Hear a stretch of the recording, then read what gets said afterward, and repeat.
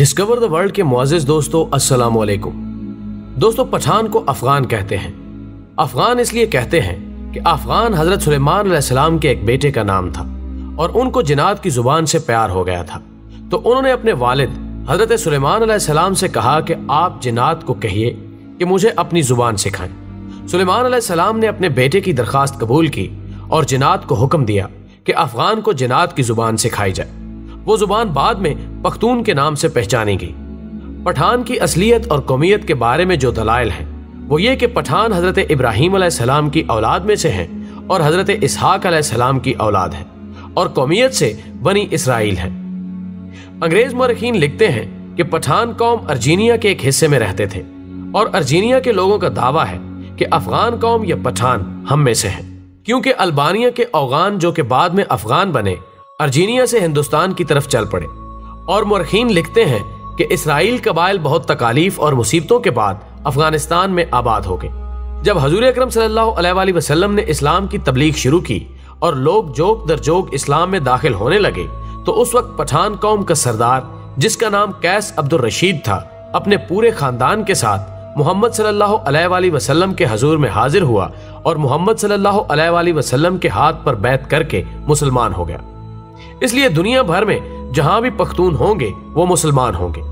دنیا میں پختون ہی واحد قوم ہے جس میں اسلام کے بغیر کوئی مذہب نہیں۔ اگر پختون سے پوچھا جائے کہ آپ پہلے مسلمان ہیں یا پختون، تو جواب ہوگا کہ میں 5000 سال سے پختون ہوں اور 1400 سال پہلے مسلمان ہوں۔ دوستو اب سوال یہ ہے کہ افغان قوم کو پٹھان کیوں کہا جاتا ہے؟ تو جب کافروں نے مکہ پر قبضہ کر لیا تو حضرت محمد صلی اللہ علیہ وآلہ وسلم نے حضرت خالد بن ولید رضی اللہ تعالی عنہ کو حکم دیا کہ جاؤ اپنے افغانیوں کو جہاد کے لیے بلاؤ۔ خالد بن ولید رضی اللہ تعالی عنہ افغانستان چلے گئے اور افغان سردار قیس عبد الرشید کو حضور صلی اللہ علیہ وآلہ وسلم کا پیغام ارسال کیا۔ قیس عبد الرشید کی قیادت میں لشکر مکہ مکرمہ کی طرف روانہ ہوا۔ شام کو صحابہ کرام نے حضور اکرم صلی اللہ علیہ وآلہ وسلم کو خوشخبری سنائی کہ افغانی لشکر نے آتے ہی کافروں کا قتل عام شروع کر دیا اور تمام کافروں کا خاتمہ کر دیا، اور مکہ مکرمہ کو افغانیوں نے فتح کر لیا۔ تو اسی لمحے حضور اکرم صلی اللہ علیہ وآلہ وسلم کی زبان پر یہ الفاظ آئے، بتان۔ خواتین و حضرات، بتان لفظ عربی زبان کا لفظ ہے، یعنی سخت ترین لکڑی جو سمندری جہازوں میں لگائی جاتی ہے، جسے سمندری پانی بھی کمزور نہیں کر سکتا۔ یہ لفظ جب بر صغیر پہنچا تو بتان سے پٹھان ہو گیا، اور اگر ان کی تاریخ کا تکابری جائزہ لیا جائے تو فارسی میں پشتون، مقامی زبان میں پختون اور اردو میں پٹھان۔ یہ قوم دنیا بھر میں پھیلی ہوئی ایک غیرت مند قوم کے طور پر گردانی جاتی ہے، جن میں افغانستان، پاکستان اور بھارت اول نمبر پر ہیں۔ دنیا میں پشتون اپنی وفا اور غیرت کے نام سے جانے جاتے ہیں۔ لفظ پشتون کا مطلب ہوتا ہے غیرت و وفا والا اور اپنی عزت اور دین پر مر مٹنے والا۔ پشتونوں نے قیام پاکستان میں بھی بھرپور حصہ لیا۔ بعض مورخین کے مطابق پٹھان آریائی یا یونانی نسل سے ہیں، اور بعض کے نزدیک یہ قیس عبد الرشید کی اولاد ہے، جبکہ تیسرے نظریے کے مطابق ان کا تعلق بنی اسرائیل کے گمگشتہ قبائل سے ہے۔ خود قیس عبد الرشید کی اولاد سمجھنے والوں کا نظریہ ہے کہ مکہ میں قیام کے دوران حضرت خالد بن ولید رضی اللہ تعالی عنہ نے اپنی صاحبزادی ان کے مورث اعلیٰ کے نکاح میں دے دی تھی، جنہیں وہ ہمراہ لے کر اپنے وطن واپس آیا، اور پھر انہوں نے یہاں اپنی بقیہ زندگی اسلام کی ترویج و اشاعت میں صرف کر دی۔ اسی طرح قیس عبد الرشید کی اولاد پٹھان کہلاتی ہے، جبکہ یہ بھی کہا جاتا ہے کہ خود قیس عبد الرشید کا تعلق بھی بنی اسرائیل کے بادشاہ ساؤل یعنی حضرت طالوت کے 37ویں پشت سے تھا۔ اس طرح آخری دونوں نظریات کی روشنی میں ان کا تعلق بنی اسرائیل سے ہی بنتا ہے۔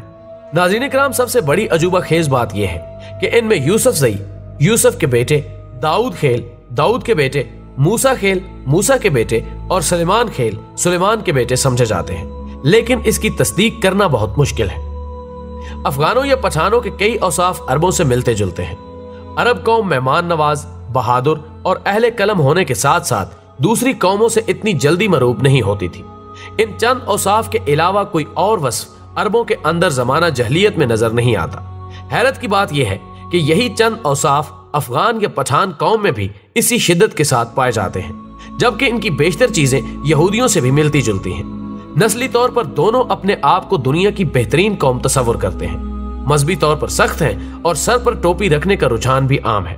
जबकि इसके अलावा भी कई रस्म व रवाज मुश्तरक हैं। जहन में रहे कि पश्तूनों का यहूदियुल नस्ल से होना काबिल फख्र बात है, ना कि मुअज्जब तौहीन, क्योंकि यहूदियुल नस्ल होना तो शायद तब उस कौम के लिए तौहीन का मुअज्जब होता जब वो सैयदुल अंबिया हजरत मोहम्मद सल्लल्लाहु अलैहि वसल्लम पर ईमान ना लाते।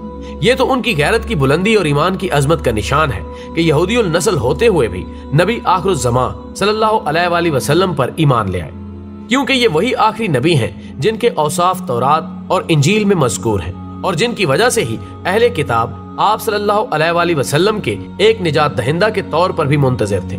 लेकिन बाद में उन्होंने महज इस जलन और हसद की वजह से हजरत मोहम्मद मुस्तफ़ा सल्लल्लाहु अलैहि वसल्लम की नबूवत का इनकार किया कि उनका ताल्लुक बनी इसराइल से नहीं था। बनी इसराइल की तरफ से आप सल्लल्लाहु अलैहि वसल्लम की नबूवत का ये इनकार दलाइल पर नहीं बल्कि नस्ली मुनाफरत और हसद व अनाद पर मबनी था। तो ये पश्तूनों के लिए काबिल फख्र बात है कि ये लोग हजरत मूसा अलैहिस्सलाम के हवारी भी हैं और आखिरी नबी सल्लल्लाहु अलैहि वसल्लम के सिपाही भी।